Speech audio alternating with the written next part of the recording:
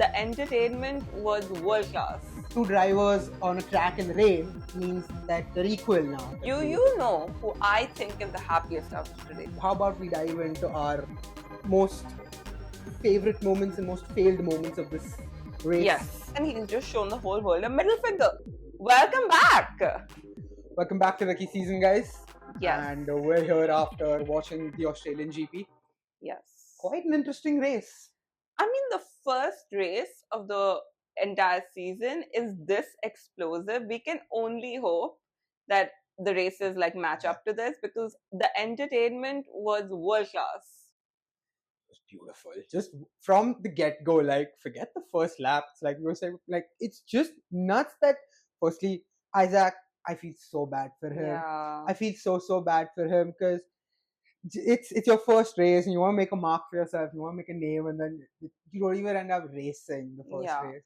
Which is really sad. Yeah, which is really sad because he performed the best in the rookies when it came to qualifying, and then to be out in formation lap. I thought we were over the formation lap historics after Lance Stroll last year in Brazil, but no, we're not. People are just going all out in formation lap.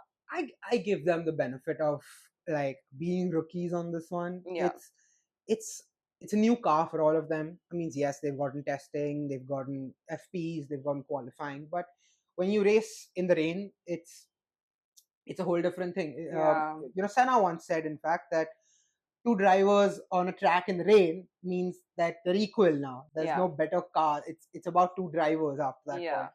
And considering they're rookies, I give it to them. I give it to them because there are masters of rain, and see, I consider two people on today's track to be absolute masters of rain, considering their performances before. And yeah, they were not on pole today. Verstappen and Hamilton. Not the best race for Hamilton. First race with Ferrari, not the best race for him. There was a little bit of a tension on the radio with his engineer, which was, we'll have to see how that relationship develops over time. I'm sure he would not have wanted 10th place as his first race. Piastri really took that last spot. You know? Oh my God, that last that maneuver was pretty wild. Piastri must have been feeling a lot of emotions because he was P2 for a long time. And then to, have that terrible mishap and, almost miss out on getting points in your home race. Finally, at least he was in the points. P9, not too bad. But that drift was crazy. For a while, we thought he was out of the race. We were literally like sitting with our fingers crossed like Lando's mom. I kind of counted him as out from the race when I saw his wheels just spinning on the grass, and I was like, okay, his car stalled there. It's not going to make it out. But next thing you know, he's back on track, and he's from 15th, I believe, he went all the way up to P9, which was pretty insane. Which is crazy.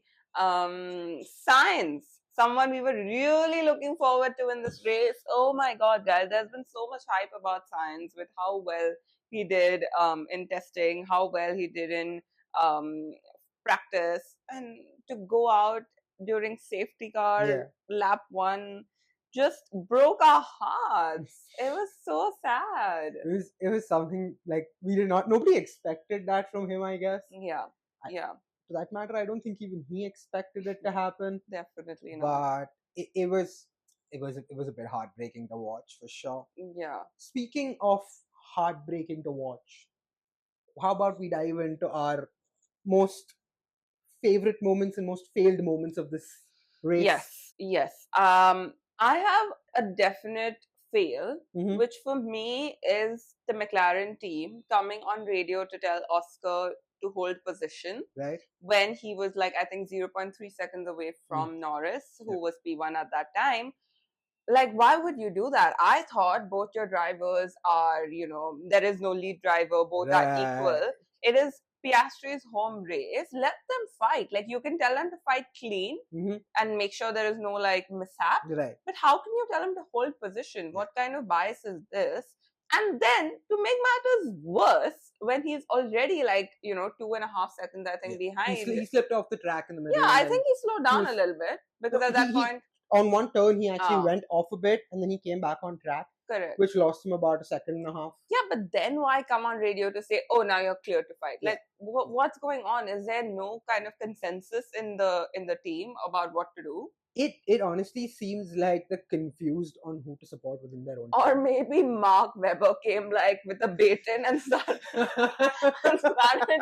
hitting everyone. Well, he came in very fast in that case. Yeah, within 2 minutes, Mark Webber's like, "How dare you do this to my driver?" That would become my favorite scene with the episode. Yeah, that was definitely one of my fails. One of my faves was actually Isaac Hajar crashing and then being consoled by Lewis Hamilton's father. Anthony Hamilton really it was such a nice and heartwarming thing to see. Even though it was so sad, but it was very heartwarming. So heartwarming to like watch. Lewis is his idol, and to have his father, kind of console him, I'm sure meant a lot for him in that moment. So these are my top two. What about you?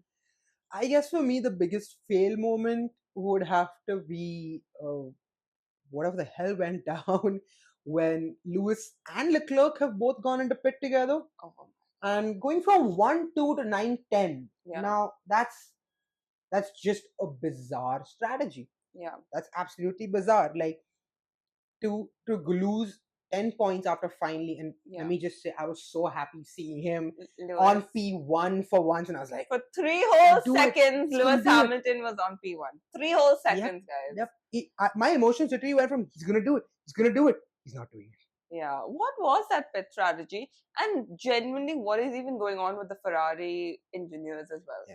Like, what were those radio messages between Leclerc and his guy? Like, what was that? Is there a leakage? And then Leclerc being like, "Yeah, there's water coming, into my seat," and then the engineer going, "Yeah, it's water."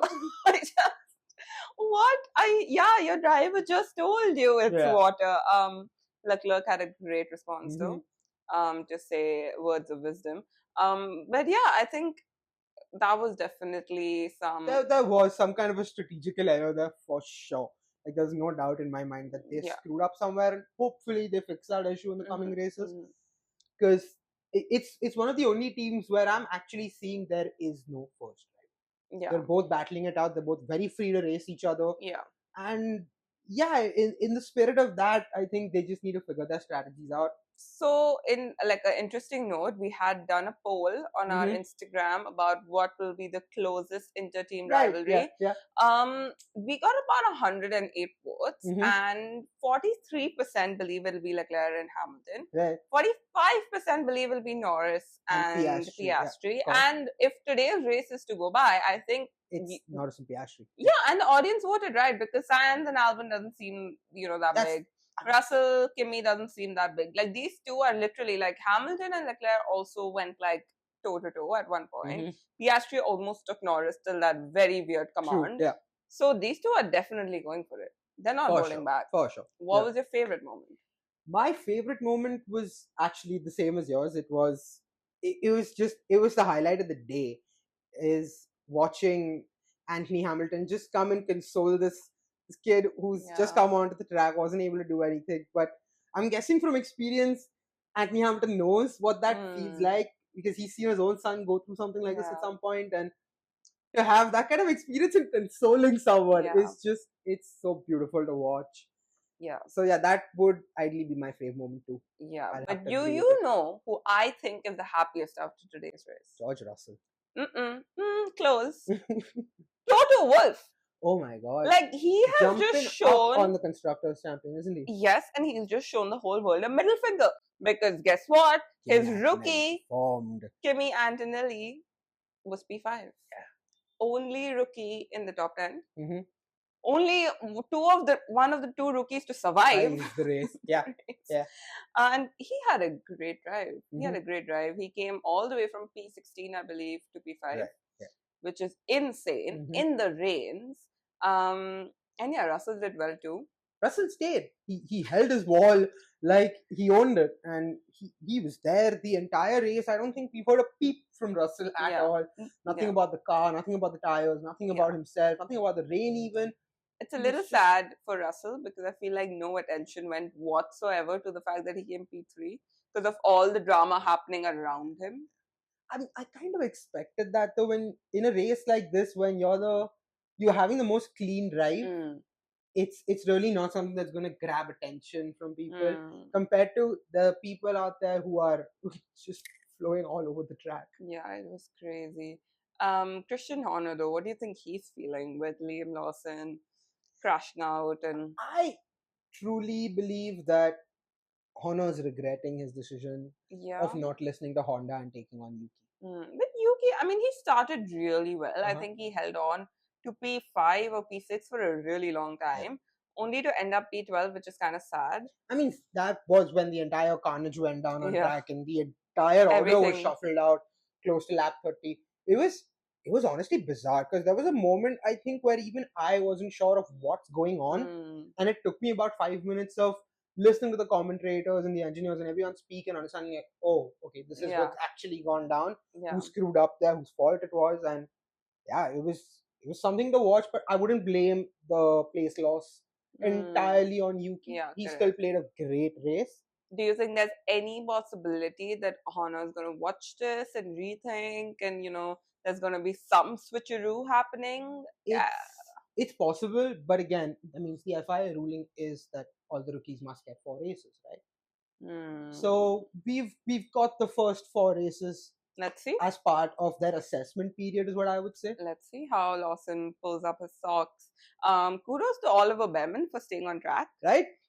With how his his practices went, it was looking kind of dangerous. Like, it really looked like he was not gonna be on track to finish the race. Right. But he held on. He saved Haas some good amount of money because both the Haas drivers actually exactly got away scathe-free. Yeah. No injuries, no crashes, not even so much as like going off track or even spinning off. They've both held their track really well today. Yeah, which, thank God. Yeah. Ocon's more experienced, so you can expect that from him. But the way Behrman was going, I had no hope. I was like, oh, he's going to be gone. Anything else that you thought was a key moment from the race? Key moment from the race.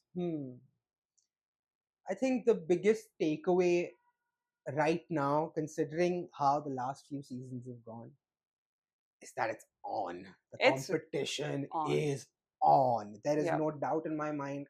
Not seeing Max on pole is what's giving me the confidence to say that the race is on. He came close though. We were literally so nervous because we were like, Max is coming. Like, he's hunting down Norris in the last few laps. But Norris held it. He kept his pole position, which is more than we can normally say for Norris. True. So I think that definitely does show he's grown in confidence, which is a great thumbs up. Yep. And let's see what he can do. If he can keep this performance and the McLaren can keep their cards strong, we have a great race coming up in China. We have a brilliant race coming up in China regardless, because, well, it's going to be a dry track. Everyone's going to start relying more on their cars and the way it moves, rather than their own skill and expertise. Which is, of course, it's going to kind of imbalance the playing field, but you're going to see the real winners and the real losers come out more so in that race than in today's race, for sure. Definitely. So we are going to be back with a longer podcast where we'll be talking up all the news coming up within the week before the Grand Prix in China. We'll also be talking about any rumors, potential switcheroos. So keep tuned for that. Forgot the main thing. Our predictions for the next race. Oh! Should we keep that for the second podcast? Yeah. They need to come back for that. Yeah, you have to come back for that for sure. And if you want to see us live reacting to the races, we'll be doing that on our Instagram stories. It's Rookie Season on Instagram. So definitely watch that. We have some funny reactions. If you missed our reaction from the Australian Grand Prix, we have made a highlight. So you can go check it out over there. And yeah. See you soon. See you soon.